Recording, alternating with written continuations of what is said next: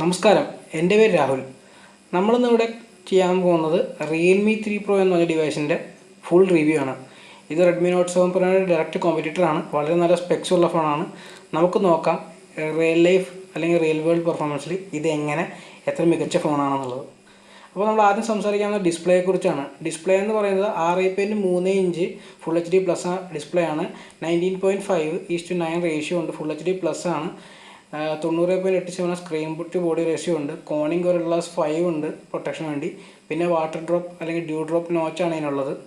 Actually ആ due drop notch കാരണമാണ് ഇതിൻ്റെ സ്ക്രീൻ ടു ബോഡി റേഷ്യോ ഇത്രയും കൂടിയിരിക്കുന്നത്.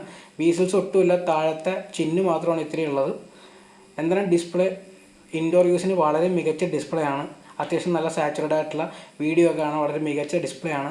ഹാർഡ്വെയർ സ്പെസിഫിക്കേഷൻ ഞാൻ ഇതിൻ്റെ എത്ര നിറ്റ്സ് ബ്രൈറ്റ്നസ് ഇത് ഹൈ ആവുമെന്ന് ഞാൻ കണ്ടില്ല. അതുകൊണ്ട് എത്ര നിറ്റ്സ് വരെ പോകുമെന്ന് എനിക്കറിയില്ല. നമുക്ക് എന്തായാലും ഔട്ട്ഡോർ യൂസ് നോക്കാം. ഔട്ട്ഡോർ യൂസ് ചെയ്തപ്പോൾ എനിക്ക് വലിയ കുഴപ്പമൊന്നുമില്ല. ഞാൻ നിങ്ങളെ കാണിക്കാം. അതായത് ഇതിൻ്റെ ബ്രൈറ്റ്നസ് അത്യാവശ്യം പീക്ക് ചെയ്യുന്നുണ്ടെങ്കിലും ഡിസ്പ്ലേ അത്യാവശ്യം റിഫ്ലക്റ്റീവ് ആണ്. അതായത് ഇതിപ്പോൾ നല്ല സൺലൈറ്റിൻ്റെ അടിയിലാണ് നമ്മൾ നോക്കുന്നത്. നല്ല സൂര്യപ്രകാശം അടിക്കുന്നുണ്ട്. അതുകൊണ്ട് തന്നെ നീല ആകാശം ശരിക്കും കാണാൻ നല്ല സൺലൈറ്റ് അടിക്കുന്നുണ്ട്. പക്ഷേ ഡിസ്പ്ലേ കാണാൻ പറ്റും, പക്ഷേ ഇത്തിരി ഓവർ റിഫ്ലക്റ്റീവ് ആണ് ഡിസ്പ്ലേ. അത് സാധാരണയുള്ള ഡിസ്പ്ലേയേക്കാളും ഓവർ റിഫ്ലക്റ്റീവ് ആണ് ഡിസ്പ്ലേ. അതായത് ഏകദേശം ഹോണർ 10 ലൈറ്റിൻ്റെ ഡിസ്പ്ലേ പോലെ തന്നെ. ഇൻഡോർ ഹെവിയാണ്, ഔട്ട്ഡോർ ആവറേജ് ആണ്. പിന്നെ ഡിസൈനിനെ കുറിച്ച് പറയുകയാണെങ്കിൽ ഇതിൻ്റെ ഡിസൈൻ നല്ല ഭംഗിയുള്ള ഡിസൈനാണ്. ഇത് ഗ്ലാസ് ഇല്ല, പ്ലാസ്റ്റിക് ഫോണാണ്. പക്ഷേ ഇതിൻ്റെ ഡിസ്പ്ലേ നിങ്ങൾ കണ്ടെങ്കിൽ ചെറുതായിട്ടൊരു ചെറിയ വെർട്ടിക്കൽ ലൈൻസ് ഈ ഫോണിൽ വരച്ചിട്ടുണ്ട്. അതുകൊണ്ട് തന്നെ ലൈറ്റ് ഇതിൽ കൂടെ പാസ് ചെയ്യുമ്പോൾ ഇതുപോലൊരു ലൈറ്റിന് ട്രെയിൽ ഇങ്ങനെ ഫോം ചെയ്യുന്നുണ്ട്. കാണാൻ നല്ല രസമാണ് അത് കാണാൻ. അടുത്തൊന്ന് നോക്കുമ്പോൾ കാണാം. നിങ്ങൾക്ക് ശരിക്കും കാണാൻ പറ്റുന്നുണ്ടല്ലോ ഡിസ്പ്ലേ. ഈ ഇതിൻ്റെ ഡിസൈൻ വൈസ് ഇതിൻ്റെ ബാക്ക് ഭയങ്കര രസമാണ് കാണാൻ. ഗ്രേഡിയൻ ഡിസൈൻ നൈട്രോ ബ്ലൂ എന്ന കളറാണ്. നല്ല രസമുണ്ട് കാണാൻ. പിന്നെ ഇതിന് നമുക്ക് ബാക്കിൽ നോക്കുകയാണെങ്കിൽ കയ്യിൽ പിടിക്കുകയാണെങ്കിൽ നല്ല സുഖമുള്ള ഫോണാണ്, വലിപ്പം ഉണ്ടെങ്കിൽ പോലും. പിന്നെ ഇതിൻ്റെ ബാക്കിൽ നമുക്ക് കാണാൻ ഡ്യുവൽ റിയർ ക്യാമറയും ഫിംഗർ പ്രിൻറ്റ് സ്കാനറൊക്കെ ഉണ്ട്. ടോപ്പിൽ നമുക്കൊരു മൈക്ക് കാണാം. പിന്നെ IR ബ്ലാസ്റ്റർ ഒന്നുമില്ല ഷോമിയുടെ ഫോൺ പോലെ. പിന്നെ സൈഡിൽ നിങ്ങൾക്ക് പവർ ബട്ടൺ കാണാം. പിന്നെ താഴത്ത് നമുക്ക് 3.5 ഹെഡ്ഫോൺ ജാക്ക് ഉണ്ട്. നല്ല പെർഫോമൻസുള്ള 3.5 ഹെഡ്ഫോൺ ജാക്കാണ്. പിന്നെ അൺഫോർച്ചുനേറ്റ്ലി മൈക്രോ USB പോർട്ടാണ്. പിന്നെ താഴത്തെ തന്നെ സ്പീക്കർ ഗ്രില്ലും എക്സ്ട്രാ മൈക്കുണ്ട്. പിന്നെ ലെഫ്റ്റ് സൈഡിലാണ് ഇതിൻ്റെ വോളിയം കീ ഒക്കെ ഉള്ളത്. പിന്നെ സിം കാർഡ് ട്രേ അവിടെ തന്നെയാണ്. പിന്നെ നമുക്ക് ഫിംഗർ പ്രിൻറ്റ് ടെസ്റ്റ് ചെയ്യാം. വളരെ ഫാസ്റ്റ് വർക്ക് ചെയ്യുന്ന ഫിംഗർ പ്രിൻ്റാണ് ഇതിൻ്റെ. നിങ്ങൾക്ക് കാണാം വളരെ വേഗത്തിൽ വർക്ക് ചെയ്യുന്നത്. പിന്നെ ഫേസ് അൺലോക്ക് നോക്കാം. പൊതുവേ ഞാൻ ഫേസ് അൺലോക്ക് യൂസ് ചെയ്യാറില്ല. വളരെ പെട്ടെന്ന് തന്നെ ഫേസ് ഡിറ്റക്ട് ചെയ്യും. പക്ഷേ എനിക്ക് ഭയങ്കര പ്രൊട്ടക്റ്റീവായിട്ട് തോന്നത്തുണ്ട്. ഞാൻ ഫിംഗർ പ്രിൻറ്റ് സെൻസർ തന്നെ യൂസ് ചെയ്യാറ്. പക്ഷേ ഫേസ് അൺലോക്ക് ഉണ്ട്. വളരെ സ്പീഡിൽ വർക്ക് ചെയ്യുന്ന ഫേസ് അൺലോക്കാണ് എൻ്റെ. പിന്നെ നമുക്കിൻ്റെ പെർഫോമൻസിലേക്ക് കടക്കാം. പെർഫോമൻസ് എന്ന് പറയുമ്പോൾ ആൻഡ്രോയിഡ് 2 അത്യാവശ്യം നന്നായി പെർഫോം ചെയ്തു. 15 സ്നാപ്ഡ്രാഗൺ 710 ആണുള്ളത്. അപ്പോൾ 1,55,56 കിട്ടും. പക്ഷേ നമുക്കിതിന് പെർഫോമൻസ് മോഡ് എന്ന് പറഞ്ഞൊരു മോഡുണ്ട്. അതും കിട്ടി കഴിഞ്ഞിട്ട് പെർഫോമൻസ് ആകെ മാറും. ഇതിന് 1,71,000, അതായത് ഏകദേശം റെഡ്മി നോട്ട് 7 പ്രോയിൻ്റെ സ്നാപ്ഡ്രാഗൺ 675 അത്ര CPU പെർഫോമൻസ് കിട്ടും. Already GPU performance already Snapdragon 670 ഓൾഡാണ്. നമുക്ക് കാണാൻ ഇവിടെ സ്പെക്ക് എന്താ സ്നാപ്ഡ്രാഗൺ 710 ആണ്. പിന്നെ അഡ്രീനോ 616 ആണ്. 6.3 MB ക്യാമറ. അങ്ങനെ നമുക്ക് സ്പെക്സ് ഒക്കെ ഇവിടെ കാണാം. വളരെ മികച്ച പെർഫോമൻസാണ് ഇത് എനിക്ക് തന്നത്. എനിക്ക് ഭയങ്കര ഇഷ്ടമായി. നല്ല പെർഫോമൻസ് ചെയ്യുന്ന ചിപ്സെറ്റാണത്. ചൂട് ചെറുതായിട്ട് ഹീറ്റ് ആവുന്നുണ്ടായിരുന്നു. ഞാനൊരു 20 മിനിറ്റോളം ഗെയിം കളിച്ചപ്പോൾ ഫോൺ ചെറുതായിട്ട് ഹീറ്റ് ആവുന്നുണ്ട്. പിന്നെ അത് പ്ലാസ്റ്റിക്കിൻ്റെ ഒരു ഇതാണെന്നും കൂടി എനിക്ക് തോന്നി. ഞാനെന്തായാലും ഒരു സാമ്പിൾ ഇടാം നിങ്ങൾക്ക്. അപ്പോൾ ഇതിൻ്റെ എക്സ്റ്റേണൽ സ്പീക്കറും ഇതിൻ്റെ ഗെയിമിംഗ് പെർഫോമൻസും അതിലൂടെ നമുക്ക് മനസ്സിലാക്കാൻ പറ്റുന്നതാണ്.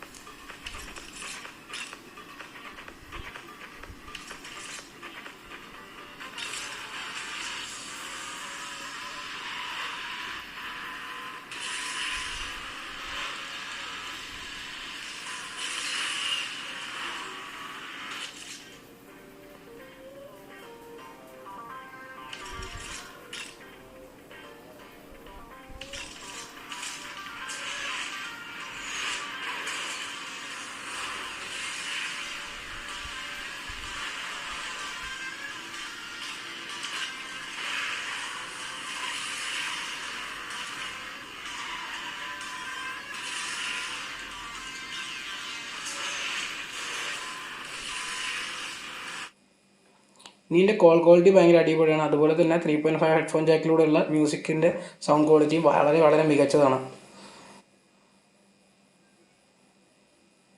പിന്നെ സോഫ്റ്റ്വെയർ കുറിച്ച് പറയുകയാണെങ്കിൽ റിയൽമി 3 പ്രോയിനുള്ളത് നേരത്തെ പറഞ്ഞ പോലെ കളർ OSും പിന്നെ ആൻഡ്രോയിഡ് 9 മാർച്ച് സെക്യൂരിറ്റി പാച്ചൊക്കെ ഉണ്ട്. പക്ഷേ കളർ OS കഴിഞ്ഞ പ്രാവശ്യം ഞാൻ റിയൽമി 2 പ്രോ യൂസ് ചെയ്യുന്നതിനേക്കാളും ബെറ്റർ ആയിട്ടുണ്ടെന്നാണ് എനിക്ക് തോന്നിയിട്ടുള്ള അപ്ഡേറ്റിൽ. പക്ഷേ ഇപ്പോൾ ഐക്കൺസിൻ്റെ ഒരു കൺസിസ്റ്റൻസി കീപ്പ് ചെയ്യുന്നില്ല എന്നുള്ളത് പ്രോബ്ലമായിട്ട് എനിക്ക് തോന്നി. പിന്നെ ഇതിന് ഒരു ഗെയിമിംഗ് സ്പോട്ട് എന്ന് പറഞ്ഞൊരു സംഭവമൊക്കെ ഉണ്ട്. പിന്നെ ഒരു ആപ്പ് ഡ്രോയർ പോലെ ഒരു ഇതുമുണ്ട്, ഇപ്പോൾ ആപ്പ് ഡ്രോയറും ഉണ്ട്. പിന്നെ കുറച്ച് ബേസിക് ആപ്സ് അവർ ഓൾറെഡി ഇൻസ്റ്റാൾ ചെയ്തിട്ടുണ്ട്. പിന്നെ ഇത്തിരി ഓവറാണ് ഇതിൻ്റെ നോട്ടിഫിക്കേഷൻ പാടൊന്നും എനിക്ക് ഇഷ്ടമായില്ലെങ്കിലും. പിന്നെ ഗെയിമിംഗ് സ്പേസ് എന്ന് പറഞ്ഞൊരു സംഭവമൊക്കെ ഉണ്ട്. നമുക്ക് ഗെയിംസൊക്കെ ആഡ് ചെയ്ത് കഴിഞ്ഞാൽ അത് പെർഫോമൻസ് കൂടും. പിന്നെ ഡിസ്റ്റർബൻസ് ഒന്നും ഇല്ലാതെ ഗെയിം കളിക്കാൻ പറ്റും. പിന്നെ ആപ്സ് ക്ലോൺ ചെയ്യാം, ആപ്പ് മാനേജ്മെൻറ്റ്, അങ്ങനെ ഒരുപാട് ഫീച്ചേഴ്സ് ഉള്ളതാണ് കളർ OS. പിന്നെ സ്മാർട്ട് ഡ്രൈവിംഗ് അസിസ്റ്റൻ്റ് ഒക്കെ ഉണ്ട്. പക്ഷേ എന്നോട് ചോദിക്കുകയാണെങ്കിൽ ഞാൻ ഇപ്പോഴും MIUI ആണ് പ്രിഫർ ചെയ്യുന്നതെങ്കിൽ പോലും ആഡ്സിൻ്റെ പ്രോബ്ലം കാരണം ഞാനിപ്പോൾ അങ്ങനെ ചിന്തിക്കുന്നില്ല. ഇപ്പോൾ കളർ OSനോട് എനിക്ക് ഇത്തിരി താല്പര്യമുണ്ട്. പിന്നെ ഇനി ക്യാമറ 2 API ഫുൾ എനേബിൾ ആണ്. അതുകൊണ്ട് തന്നെ നമുക്ക് ഗൂഗിൾ ക്യാമറയുടെയൊക്കെ സപ്പോർട്ട് പെട്ടെന്ന് കിട്ടുമെന്ന് ഞാൻ വിചാരിക്കുന്നു. എക്സ്ട്രാ ഡെവലപ്പേഴ്സ് ആരെങ്കിലും ചെയ്യുമെന്ന് വിചാരിക്കുന്നു. പിന്നെ DRM ഇൻഫോ ചെക്ക് ചെയ്തപ്പോൾ ലെവൽ 1 സപ്പോർട്ട് സെക്യൂരിറ്റി ഉണ്ടെന്നാണ് കേട്ടത്. അപ്പോൾ അതുകൊണ്ട് തന്നെ HD, എഡിറ്റ്ഫ്ലിക്സ്, ആമസോൺ വീഡിയോ ഒക്കെ വർക്ക് ചെയ്യുമെന്ന് വിശ്വസിക്കുന്നു. പിന്നെ ഇതിൻ്റെ ബാറ്ററി ബാക്കിനെ പറയുന്നത് കിടിലൻ ബാറ്ററി ബാക്കപ്പാണ്. ഇത് മിനിമം 4050 mAh ബാറ്ററി ഉള്ളതിൽ എനിക്ക് ഏകദേശം 7 മണിക്കൂറോളം, അല്ലെങ്കിൽ 7 to 7.5 മണിക്കൂർ, ചിലപ്പോഴൊക്കെ 8 മണിക്കൂർ വരെയും എനിക്ക് സ്ക്രീൻ ഓൺ ടൈം കിട്ടിയിട്ടുണ്ട്. പിന്നെ എൻ്റെ പെർഫോമൻസ് അനുസരിച്ചിരിക്കും. ഞാൻ ഒരുപാട് ഗെയിം കളിച്ചുകൊണ്ട് കുറച്ച് സ്ക്രീൻ ഓൺ ടൈം കുറവുണ്ടായിരുന്നത്, അതാണ് 7 മണിക്കൂർ 7 മിനിറ്റ് കാണിക്കുന്നത്. അത്യാവശ്യം നല്ല സ്ക്രീൻ ഓൺ ടൈം കാരണം നല്ല ബാറ്ററി ബാക്കപ്പ് ഫോണാണ്. പിന്നെ ഞാൻ പറഞ്ഞ VOC ചാർജർ ഉള്ളതുകൊണ്ട് സൂപ്പർ ഫാസ്റ്റ് ക്വിക്ക് ചാർജിങ് ആണ് ഇതിൻ്റെ. അതുകൊണ്ട് തന്നെ 1 മണിക്കൂർ 20 അല്ലെങ്കിൽ 1 മണിക്കൂർ 25 മിനിറ്റ് അതിൽ കൂടുതൽ എടുക്കില്ല 4.5 mAh ബാറ്ററി ചാർജ് ആവാൻ. അതിൻ്റെ ഏറ്റവും വലിയ അഡ്വാൻറ്റേജാണ് compare to any other phone. അപ്പോൾ ഈ Redmi Note 7 Pro എന്നൊന്നും ക്വിക്ക് ചാർജ് സപ്പോർട്ട് ഉണ്ടെങ്കിൽ പോലും ബോക്സിനകത്ത് നമുക്ക് ആ ചാർജർ ലഭിക്കുന്നില്ല. അതുകൊണ്ട് തന്നെ എനിക്ക് തോന്നുന്നു ഇത് Realme 3 പ്രോൻ്റെ ഒരു ശരിക്കുള്ളൊരു അഡ്വാൻറ്റേജ് ആണ്. അതുകൊണ്ട് വേണമെങ്കിൽ നമുക്ക് മൈക്രോ USB Type C ഉപയോഗിക്കാതിരിക്കുന്നതിൽ നമുക്ക് വേണമെങ്കിൽ അതൊരു റീസണായി പറയാം. അങ്ങനെയാണ് Realme 3 Pro പറഞ്ഞത്. ഇനിയിപ്പോൾ നമുക്ക് ക്യാമറയെക്കുറിച്ച് സംസാരിക്കാം. അതായിരിക്കുമല്ലോ എല്ലാവരുടെയും ഏറ്റവും വലിയ ടോപ്പിക്ക്. അതായത് ഇത് Redmi Note 7 പ്രോൻ്റെ ക്യാമറേൻ്റെ അത്ര ഹാർഡ് സ്പെക്സ് ഇല്ല, 41 മെഗാ പിക്സലിലും വരുത്തിയ കാര്യമില്ല. ഇത് 16 MB f1.7 അപ്പേർച്ചറുള്ള പ്രൈമറി ക്യാമറ, 5 MB ഡെപ്ത് സെൻസറുള്ളത്. ഇത് OnePlus 6T പോലുള്ള വില കൂടിയ ഫോണിൽ യൂസ് ചെയ്യുന്ന സെൻസറാണ് സോണിയുടെ. പിന്നെ ഫ്രണ്ട് ക്യാമറ എന്ന് പറയുന്നത് 25 MB f2.2 അപ്പേർച്ചറുള്ള ക്യാമറയാണ്. നമുക്ക് കാണാം ഇത് അത്യാവശ്യം നന്നായി പെർഫോം ചെയ്യുന്നതാണ്. ഞാൻ സാമ്പിൾസിൽ നമുക്ക് കാണാൻ പറ്റും. നമുക്കത് ജസ്റ്റ് ക്യാമറ ആപ്പ് ഒന്ന് പരിചയപ്പെടാം. ക്യാമറ ആപ്പ് എന്ന് വെച്ച് കഴിഞ്ഞാൽ അതിന് ഫ്ലാഷ് സപ്പോർട്ടുണ്ട്, ഫിൽ ലൈറ്റ് ചെയ്യുക, അങ്ങനെ കുറച്ച് ഓപ്ഷൻസ് വന്നിട്ടുണ്ട്. HDR ഉണ്ട്, പിന്നെ ക്രോമ ബൂസ്റ്റ് ഉണ്ട്. അതായത് ഇതിൻ്റെ കളർ ഇത്തിരി ഓവർ സാച്ചുറേറ്റഡ് അല്ല. അപ്പോൾ നമുക്ക് വേണമെങ്കിൽ സാച്ചുറേഷൻ കൂട്ടാൻ വേണ്ടി ക്രോമ ബൂസ്റ്റ് യൂസ് ചെയ്യാം. പിന്നെ ഫിൽറ്റേഴ്സ് ഉണ്ട്. പിന്നെ സെറ്റിങ്സ് കയറി നമുക്ക് കാണാം. ഫോട്ടോ റേഷ്യോ, ടൈമർ സെറ്റ് ചെയ്യാം, വോളിയം ബട്ടൺ, ഇതിനകത്ത് ഗ്രിഡ് സെറ്റ് ചെയ്യാം, shutter sound, location, selfie flip ചെയ്യാം, AI സീയിങ് റെക്കോർഡേഷൻ ഉണ്ട്. പിന്നെ വാട്ടർ മാർക്ക് നമുക്ക് ഓൺ ചെയ്ത് വെക്കാം. ഫോട്ടോഗ്രാഫറിൻ്റെ പേര് വേണമെങ്കിൽ ഇട്ട് വെക്കാം. പിന്നെ ബ്യൂട്ടി മോഡുണ്ട്, അത് ഞാൻ ഓഫ് ചെയ്ത് വെച്ചിരിക്കുകയാണ്. പിന്നെ പോർട്രേറ്റ് മോഡ്, പിന്നെ വീഡിയോ മോഡിൽ നമുക്ക് 4K വരെ റെക്കോർഡ് ചെയ്യാം. പക്ഷേ 1080p 720p 1080p വരെയാണ് ഇലക്ട്രോണിക് ഇമേജ് സ്റ്റെബിലൈസേഷൻ ഉള്ളൂ. പിന്നെ അതിന് ഫിൽറ്റേഴ്സ് മറ്റതൊക്കെ ഉണ്ട് വീഡിയോ റെക്കോർഡിങ്ങിൽ. പിന്നെ ലൈറ്റ് യൂസ് ചെയ്യാം, ഫ്ലാഷ് ലൈറ്റ് യൂസ് ചെയ്യാം. ബെസ്റ്റ് കോമ്പാറ്റബിൾ 60 FPS വരെ റെക്കോർഡ് ചെയ്യാം 1080p. പിന്നെ നൈറ്റ് സ്കേപ്പ് എന്ന് പറഞ്ഞ മോഡുണ്ട്, അതായത് നൈറ്റ് മോഡാണ്. അത് പാനോരാമ, എക്സ്പേർട്ട് മോഡാണ്, ടൈം ലാപ്സ്, സ്ലോ മോഷൻ ഉണ്ട്. സ്ലോ മോഷൻ 960 FPS വരെ സ്ലോ മോഷൻ ചെയ്യും. അത് സോഫ്റ്റ്വെയർ ഇൻ്റർപോളേറ്റഡ് ആണ്. പക്ഷേ 960 FPS റെക്കോർഡ് ചെയ്യും എന്തായാലും, പോക്കോ ഫോണൊക്കെ പോലെ തന്നെ. പിന്നെ നമുക്ക് എക്സ്പോർട്ട് മോഡ് നോക്കാം. എല്ലാ കൺട്രോളും നമുക്കുണ്ട് എക്സ്പോർട്ട് മോഡിൽ. ഒരു എക്സ്പോർട്ട് മോഡ് പ്രതീക്ഷിക്കാവുന്ന എല്ലാ കൺട്രോളും ഉണ്ട്. പിന്നെ 1x 2x സൂം ഉണ്ട്. പക്ഷേ ഡിജിറ്റൽ സൂം ആയതുകൊണ്ട് ഞാൻ അതിനെക്കുറിച്ച് കൂടുതൽ സംസാരിക്കുന്നില്ല. പിന്നെ അതേപോലെ എല്ലാ സെറ്റിങ്സും നമുക്ക് കൺട്രോൾ ചെയ്യാം ഫോട്ടോ എടുക്കാൻ വേണ്ടി. വളരെ നല്ലൊരു ക്യാമറ ആപ്പാണ് എൻ്റെ. എനിക്ക് പേഴ്സണലി നല്ല ഇഷ്ടപ്പെട്ടൊരു ക്യാമറ ആപ്പാണ് അവരുടെ. കാണാൻ എനിക്ക് ഷവോമിയുടെ MIUI ക്യാമറ ആപ്പിനേക്കാളും ഇഷ്ടം കളർ OSൻ്റെ ക്യാമറ ആപ്പ് തന്നെയാണ്. പിന്നെ അൾട്രാ HD ഉണ്ട്, നമുക്ക് വേണമെങ്കിൽ 64 മെഗാ പിക്സൽ യൂസ് ചെയ്യാമെന്ന്. പക്ഷേ അതൊരു വേസ്റ്റാണ്. അത് വെറുതെ സ്പേസ് കൺസ്യൂം ചെയ്യുന്നതിൻ്റെ പ്രത്യേകിച്ച് ഒരു ഗുണമൊന്നും എനിക്ക് തോന്നുന്നില്ല. ഞാൻ എടുത്തപ്പോൾ അതിൻ്റെ സാമ്പിളൊന്നും ഷെയർ ചെയ്യുന്നില്ല, പ്രത്യേകിച്ച് ഒരു ഗുണവുമില്ല, എടുക്കാതിരിക്കുകയാണ് നല്ലത്. പിന്നെ ഫ്രണ്ട് ക്യാമറ 25 MB ആണ്. പിന്നെ അതിൻ്റെ AI മോഡ് ഒക്കെ ഉണ്ട്. AI മോഡ് ഞാൻ കാണിക്കാൻ, മനോരമ ടൈം ലാപ്സ് ഒക്കെ ഉണ്ട്. പിന്നെ പോർട്രേറ്റ് മോഡുണ്ട്. ഒബ്വിയസ്ലി ബ്യൂട്ടി മോഡ് നമുക്ക് വേണമെങ്കിൽ ഓഫ് ചെയ്ത് വെക്കാം. ഞാൻ ഓഫ് ചെയ്ത് വെക്കാറാണ് പതിവ്.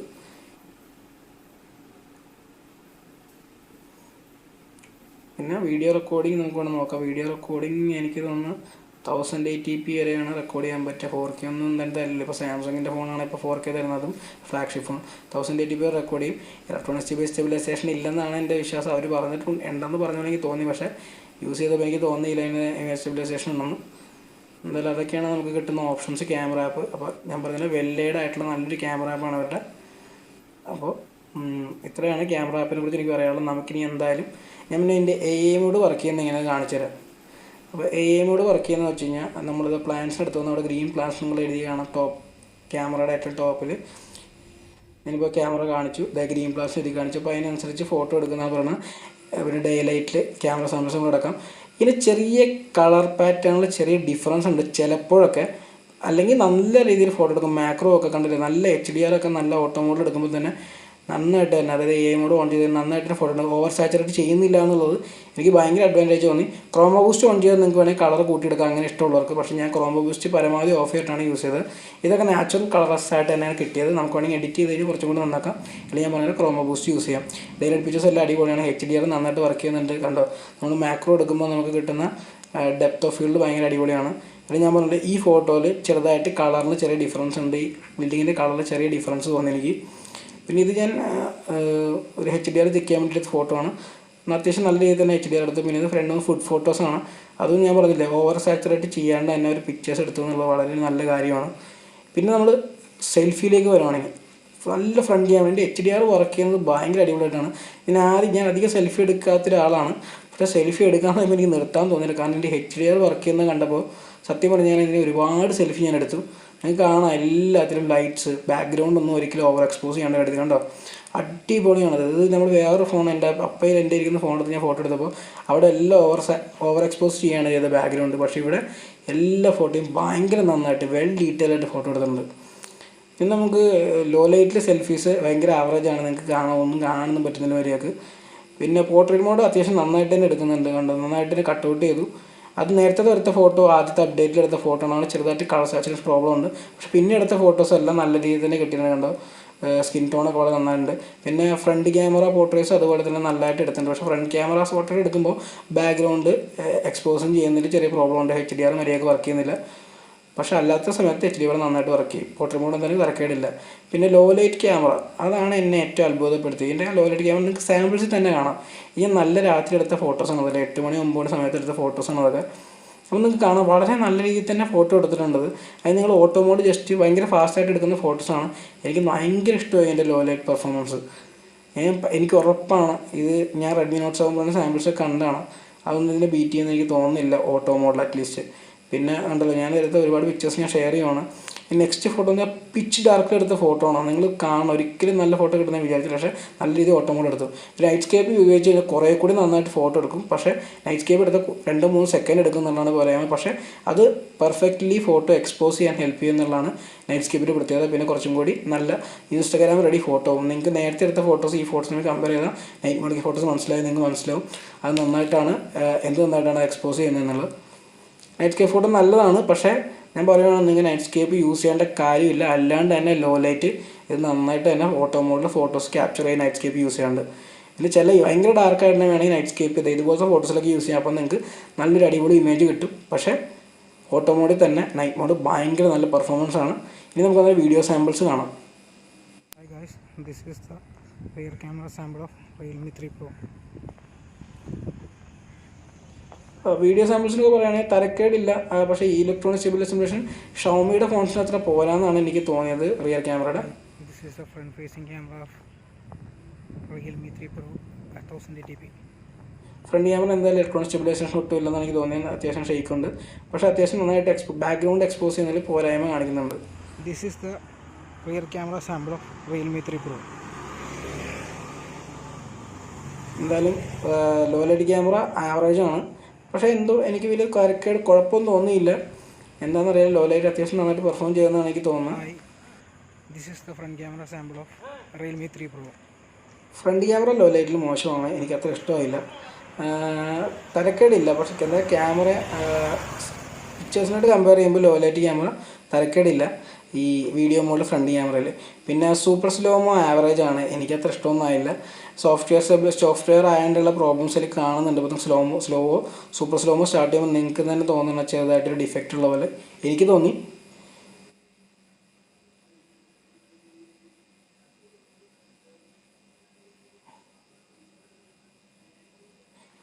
സൂപ്പർ സ്ലോമോ പോരാന്നാണ് എനിക്ക് തോന്നിയത്.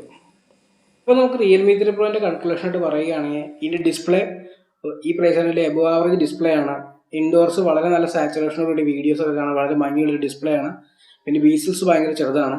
പിന്നെ ഔട്ട്ഡോർ യൂസ് ചെയ്യുമ്പോൾ ഇതിന് നല്ല ബ്രൈറ്റ്നസ് ഉണ്ടെങ്കിലും ചെറുതായിട്ട് റിഫ്ലക്റ്റീവ് ആണ്. പിന്നെ റിഫ്ലക്റ്റീവ്നെസ് ഇതിൻ്റെ ഒപ്പം ഫാക്ടറി ഫിറ്റഡ് ആയിട്ടുള്ള സ്ക്രീൻ ഗാർഡ് കാരണമാണെന്ന് എനിക്ക് സംശയമുണ്ട്. പക്ഷെ എന്നാൽ പോലും റിഫ്ലക്റ്റീവ് ആണ് ഡിസ്പ്ലേ. പക്ഷേ എന്നാലും ഔട്ട്ഡോർ യൂസ് ചെയ്യാൻ പറ്റും. പിന്നെ ഇതിൻ്റെ ഡിസൈനെ കുറിച്ച് പറയുകയാണെങ്കിൽ ഇതൊരു പ്രീമിയം ഡിസൈൻ ആണെന്ന് പറയാൻ പറ്റില്ല. കാരണം ഈ പ്രൈസ് റേഞ്ചിൽ റെഡ്മിയുടെയൊക്കെ ഫോണുകൾ ഇപ്പോൾ ഗ്ലാസ് ഫോൺ ആക്കി, പ്രീമിയം ഗ്ലാസ് ഫോൺസ് ആക്കിയതുകൊണ്ട് തന്നെ ഇതൊരു പ്ലാസ്റ്റിക് ബാക്കാണ്.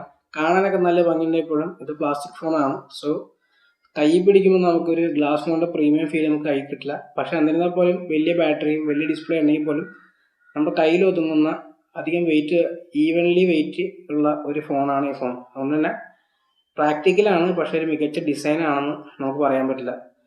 പിന്നെ ഇതിൻ്റെ ബാറ്ററിയെ കുറിച്ച് പറയുകയാണെങ്കിൽ 4000 mAh ബാറ്ററി ഉണ്ട്. 7.5 മണിക്കൂറോളം നിങ്ങൾക്ക് ബാറ്ററി ബാക്കപ്പ് കിട്ടും. പിന്നെ അത് മാത്രമല്ല ഇൻബോക്സ് തന്നെ വൂക്ക് ചാർജിങ് കിട്ടുന്നുണ്ട്. വൂക്ക് ചാർജർ എന്ന് വെച്ച് കഴിഞ്ഞാൽ 1 മണിക്കൂർ 20 മിനിറ്റ് കൊണ്ട് ഈ വൂക്ക് ചാർജർ വെച്ച് നമുക്ക് 4000 mAh ബാറ്ററി ചാർജ് ചെയ്യാൻ പറ്റും. പിന്നെ പറയുകയാണെങ്കിൽ ഇതിൻ്റെ പെർഫോമൻസ് ഈ പ്രൈസ് റേഞ്ചിൽ ഏറ്റവും മികച്ച GPU ഉള്ള ഫോണാണ് റിയൽമി 3 പ്രോ.